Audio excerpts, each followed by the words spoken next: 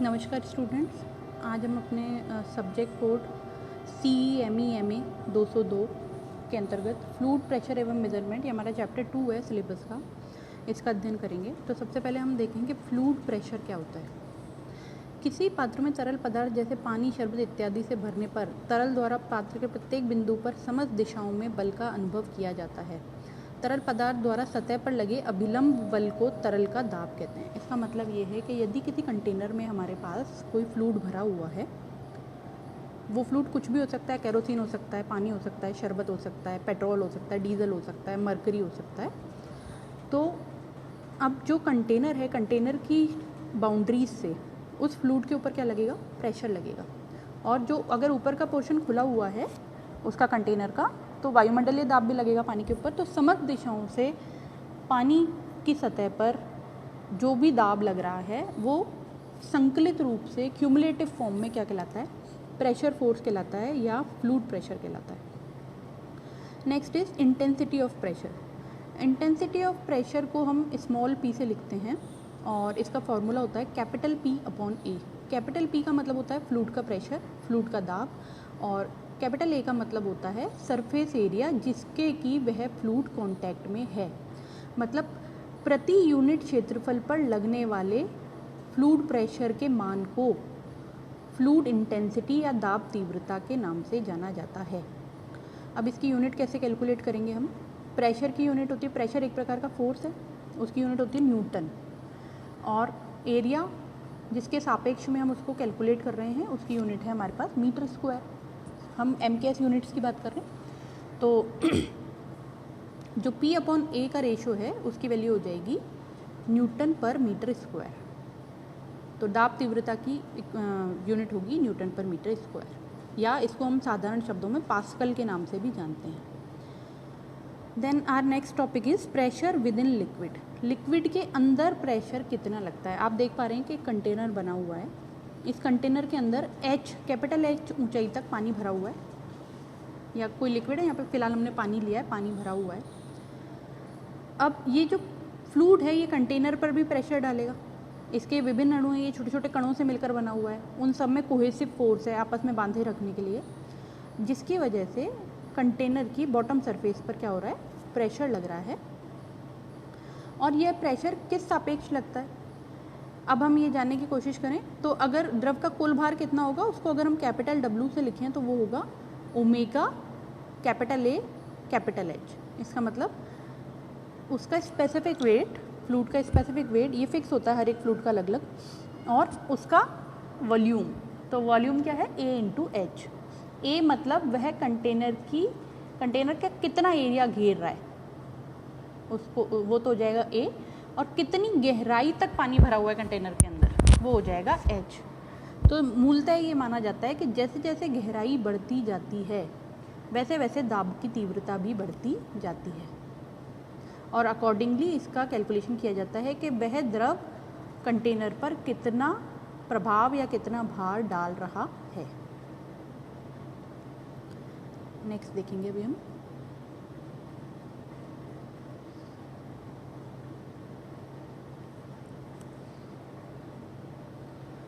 तो मूलतः जो ये हमारे पास में प्रेशर इंटेंसिटी है इसका फॉर्मूला हो जाएगा ओमेगा इंटू H। भार का फॉर्मूला तो है ओमेगा AH, और प्रेशर इंटेंसिटी का फॉर्मूला हो जाएगा ओमेगा H। अब आप देख रहे हैं अलग अलग आकृति के कंटेनर बने हुए हैं, तो जितना कंटेनर की आकृति अलग होगी उसका क्या अलग हो जाएगा? उसका वॉल्यूम अलग हो जाएगा भरे हुए द्रव का, क्योंकि उसका क्षेत्रफल डिफरेंट हो जाएगा। तो वो निर्भर किस पर करती है? आकृति पर निर्भर नहीं करती है, जबकि दाब की तीव्रता पर, पात्र के आकार पर निर्भर करती है। अब देखिए प्रेशर हेड हमने देखा P बराबर ओमेगा H दाब तीव्रता के अकॉर्डिंग। तो अल्टीमेटली जो प्रेशर इंटेंसिटी है वो किसके प्रोपोर्शनल है? H के प्रोपोर्शनल है। मैंने आपको बताया कि जैसे जैसे गहराई बढ़ती जाती है उसका मान भी बढ़ता चला जाता है, इसलिए वह H के प्रोपोर्शनल है। तो और ओमेगा क्या है? यहाँ पे कांस्टेंट है, क्योंकि ये प्रत्येक फ्लूइड के लिए निश्चित होता है।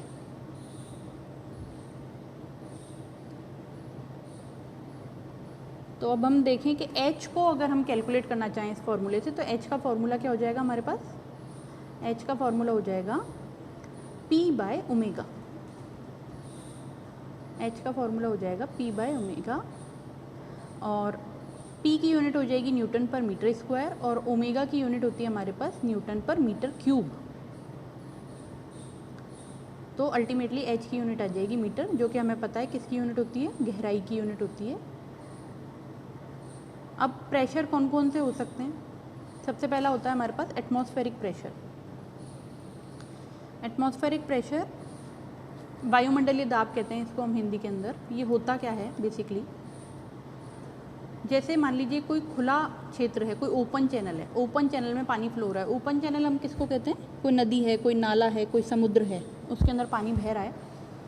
तो जब उसमें पानी बह रहा है तो उसमें डेफिनेटली जो पानी बह रहा है वो या तो ग्रेविटेशन के कारण बह रहा है या फिर वो बह रहा है ढलान के कारण।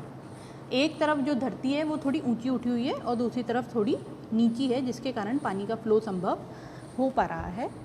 ऐसे केस में एक जो मुख्य बात ध्यान में देने लायक होती है वो होती है हमारी कि उसके पानी की या लिक्विड की सतह पर एक प्रेशर लग रहा होता है, और वो किसके कारण लग रहा होता है? एटमॉस्फेयर के कारण लग रहा होता है, चारों ओर के वायुमंडलीय प्रभाव के कारण लग रहा होता है। क्योंकि वायुमंडल किस किस से मिलकर के बना है?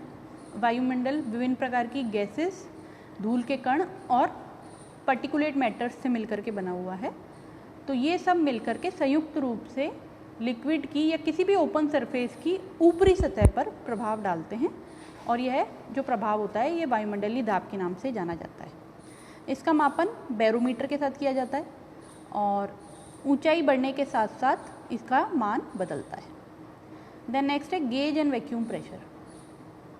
गेज एंड वैक्यूम प्रेशर को जानने के लिए क्या करते हैं हम? वायुमंडलीय दाब को स्टैंडर्ड दाब मान लिया जाता है। डेटम का मीनिंग है स्टैंडर्डाइज्ड वैल्यू को मान लिया जाता है, उसको हम ले लेते हैं 0। वायुमंडलीय दाब को 0 मानकर उसके ऊपर के जितने भी दाब हैं उनको कैलकुलेट किया जाता है, और उनको अकॉर्डिंगली माना जाता है कि अगर वो पॉजिटिव हैं तो वो गेज प्रेशर है, मतलब 0 प्लस समथिंग है तो गेज प्रेशर है, एंड 0 माइनस समथिंग है तो वो वैक्यूम प्रेशर है। ठीक है, इस प्रकार से होते हैं। तो जो गेज प्रेशर होता है उसको धनात्मक दाब या गेज प्रेशर के नाम से भी जाना जाता है, और जो वैक्यूम प्रेशर होता है उसको निर्वात दाब, ऋणात्मक दाब, suction pressure, negative gauge pressure, इन नामों से जाना जाता है। देन है हमारे पास एब्सोल्यूट प्रेशर। अब एब्सोल्यूट प्रेशर क्या होता है? इसको हिंदी में कहते हैं निरपेक्ष शून्य। निरपेक्ष शून्य ये हमें प्राप्त होता है एटमॉस्फेरिक प्रेशर, गेज प्रेशर एवं वैक्यूम प्रेशर के कॉम्बिनेशन से। किस प्रकार से प्राप्त होता है देखते हैं, अभी हम अगली स्लाइड में देखेंगे। ये देखिए, निरपेक्ष दाब जो हमें प्राप्त हो रहा है वो कैसे हो रहा है? वायुमंडलीय दाब में से यदि निर्वात दाब को घटा दिया जाए, atmospheric pressure minus vacuum pressure कर दिया जाए, तो जो दाब प्राप्त होता है वो होता है एब्सोल्यूट प्रेशर। या फिर अगर पॉजिटिव प्रेशर अवेलेबल है हमारे पास, तो अगर एब्सोल्यूट प्रेशर उसमें एटमॉस्फेरिक प्रेशर में गेज प्रेशर को एड ऑन कर दिया जाए तो जो प्राप्त होता है वो भी एब्सोल्यूट प्रेशर होता है। तो इसके दो फॉर्मूले होते हैं, atmospheric pressure plus gauge pressure, atmospheric pressure minus vacuum pressure. और 1 एटमॉस्फेरिक प्रेशर की जो वैल्यू होती है वो क्या होती है? 1.03 kg पर सेंटीमीटर स्क्वायर, या फिर उसको हम ऑलमोस्ट 1 मान लेते हैं, 0.03 को नेग्लिजिबल मानते हैं। ये इक्विवेलेंट होती है 76 सेंटीमीटर ऑफ मरकरी के, और वाटर इक्विवेलेंट में इसकी वैल्यू होती है 10.33 मीटर ऑफ वाटर, तथा पॉन्ड पर इंचेज स्क्वायर में होता है 14.7 पॉन्ड पर इंचेज स्क्वायर। और बार की टर्म्स में इसकी वैल्यू होती है 1.01325 बार। और अगर हम इसको in terms of pascal calculate करना चाहें तो this bar value into 10⁵ this is called pascal, और 1 पास्कल इक्वल्स टू 1 न्यूटन पर मीटर स्क्वायर। तो ये सारे कन्वर्जन हैं, ये आपको याद होने चाहिए। आप लोग एक कॉपी बना लीजिए, लर्न कर लीजिए कि सभी प्रकार के 1 एटमॉस्फेरिक प्रेशर का क्या क्या मान संभव है, क्योंकि ये न्यूमेरिकल कैलकुलेशन में काम में आएगा। फिर है हमारे पास में ये देखिए, इनको दाबों को आपस में दिखाने के लिए एक कर्व बनाया गया है। इसमें कर्व में आपने बेस किसको लिया है? बेस लिया है हमने, एक सेंटर लाइन जा रही है, आप देख रहे हैं यहाँ पे, ये देखिए वायुमंडलीय दाब, शून्य प्रमापी लिखा हुआ है जिस पर, उस वो जीरो है, उस जीरो के ऊपर अगर कुछ है तो वो गेज प्रेशर है, उस जीरो के नीचे अगर कुछ है तो वो एटमॉस्फेरिक प्रेशर है, सॉरी एब्सोल्यूट प्रेशर है। और जीरो प्लस गेज प्रेशर भी एब्सोल्यूट प्रेशर है और जीरो माइनस प्रेशर भी एब्सोल्यूट प्रेशर है। देन है हमारे पास में नेक्स्ट टॉपिक है, तो कुल मिला के इससे पहले हम जानें कि हमारे पास कुल जो दाब हैं वो कितने प्रकार के होते हैं। ये मुख्यतः सबसे पहले हमने देखा atmospheric pressure, gauge pressure, vacuum pressure and absolute pressure. तो जब भी आपसे पूछा जाए दाब कितने प्रकार के होते हैं, उनका नाम बताइए और इनमें रिलेशन बताइए, तो आप सभी का नाम बताएंगे, ये वाला चित्र बनाएंगे, रिलेशन बताएंगे और अगर पॉसिबल है तो 1 एटमॉस्फेरिक प्रेशर की डिटेल्स भी देंगे। देन है हमारे पास पास्कल्स लॉ। यदि किसी पात्र में रखा द्रव स्थिर हो तो द्रव के अंदर किसी भी बिंदु पर द्रव का दाब सभी दिशाओं में एक समान होता है।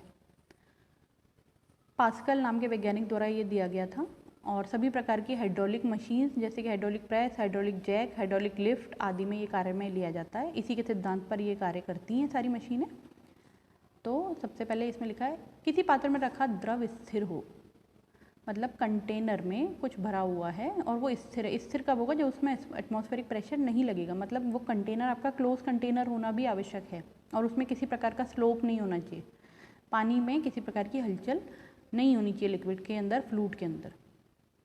तो अगर हम ऐसी कंडीशन में किसी भी बिंदु पर प्रेशर का क्या वैल्यू है ये कैलकुलेट करना चाहें तो हमें पता लगेगा उस बिंदु के सापेक्ष सभी दिशाओं में प्रेशर फोर्स का मान समान होगा। ठीक है, P1 बराबर P2 बराबर P3। अब पास्कल्स लॉ पे काम करने वाला जो एक प्रमुख उपकरण है वो है Brahma's hydraulic press. Brahma's hydraulic press कैसे काम करती है? ब्रह्मा का द्रव चलित प्रेस द्रव के दाब या शक्ति संचरण के नियम पर काम करता है, मतलब मोमेंटम ऑफ प्रेशर पर कार्य करता है। इसमें द्रव को दबाकर दाब को बढ़ाया जाता है। मतलब क्या करते हैं, दो, अभी मैं बताऊंगी आपको, दो कंटेनर होते हैं, दोनों कंटेनर में एक भरा हुआ होता है, एक खाली होता है। जो भरा हुआ होता है उसके अंदर जो लिक्विड है उसको प्रेशराइज किया जाता है, कंप्रेस किया जाता है। हमने एक प्रॉपर्टी पढ़ी थी चैप्टर 1 में, कंप्रेसिबिलिटी। तो कम दाब लगाकर उसको हमने प्रेशराइज किया। और कैसे किया, फिर ये कैसे काम करता है मैं आपको नेक्स्ट स्लाइड में बताती हूँ। ये देखिए ये चित्र, क्या देख रहे हैं इसके अंदर हम, इसमें हमारे पास दो कंटेनर हैं। जो लेफ्ट हैंड साइड वाला कंटेनर है वो छोटा है और जो राइट हैंड साइड वाला कंटेनर है वो बड़ा है। तो लेफ्ट हैंड साइड वाले कंटेनर में उसका एरिया भी कम होगा A1 और सेकंड का एरिया होगा A2। लेफ्ट हैंड साइड वाले कंटेनर में F नाम का फोर्स हम लगा रहे हैं ऊपर से और राइट हैंड साइड के कंटेनर में W नाम का वेट लिफ्ट कर रहे हैं। ठीक है, एक तरफ से प्रेशर लगा रहे हैं, दूसरी तरफ से पानी प्रेशर दे रहा है। तो लेफ्ट हैंड साइड वाले में A1 एरिया में भरे हुए तरल पर हमने F नाम का फोर्स लगाया। F का मान कम है इन कंपैरिजन टू W। दोनों कंटेनर कनेक्टेड हैं तो शक्ति संचरण हुआ, एनर्जी डिस्ट्रीब्यूशन हुआ, जिसकी वजह से लेफ्ट हैंड साइड कंटेनर का जो एनर्जी थी वो ट्रांसमिट हुई राइट हैंड साइड कंटेनर को और अल्टीमेटली उसका प्रेशर भी ट्रांसमिट हुआ। ये प्रेशर मिला राइट हैंड साइड के कंटेनर के A2 क्षेत्रफल वाले द्रव को और उस द्रव ने W नाम का भार जो सबसे पहले उसकी बॉटम सतह पर पड़ा हुआ था उसको क्या कर दिया, लिफ्ट कर दिया। तो क्या रिलेशन निकलेगा हमारे पास, देखिए हम क्या करेंगे, फोर्स और एरिया का मल्टीप्लिकेशन लेंगे। तो लेफ्ट हैंड साइड के लिए फोर्स एंड एरिया मल्टीप्लिकेशन होगा F अपॉन A1। हम लेंगे pressure intensity F upon A1 और राइट हैंड साइड के लिए होगा W अपॉन A2। दोनों को इक्विवेलेंट रखेंगे तो ये फॉर्मूला आएगा हमारे पास W बराबर F A2 अपॉन A1 या फिर W अपॉन F बराबर A2 अपॉन A1। और इसको हम क्या कहते हैं, इसको हम कहते हैं मैकेनिकल एडवांटेज या फिर यांत्रिक लाभ। इसका पर्पज़ ये है कि हमने F नामक कम अमाउंट का बल लगाकर या प्रेशर लगाकर W नामक अधिक अमाउंट के बल को क्या किया, लिफ्ट करने का कार्य किया। यहाँ पे F बाई W का अनुपात यांत्रिक लाभ कहलाता है। इस अनुपात का मान बढ़ाने पर बहुत कम बल लगाकर अधिक भार को उठाया जा सकता है। जो कि दोनों पिस्टनों के क्षेत्रफलों के अनुपात पर निर्भर करता है। किस पर निर्भर करता है? A2 और A1 पर, इस पर निर्भर करता है। A1 कम है, A2 ज़्यादा है। इस वाले लेक्चर में इतना ही है हमारे।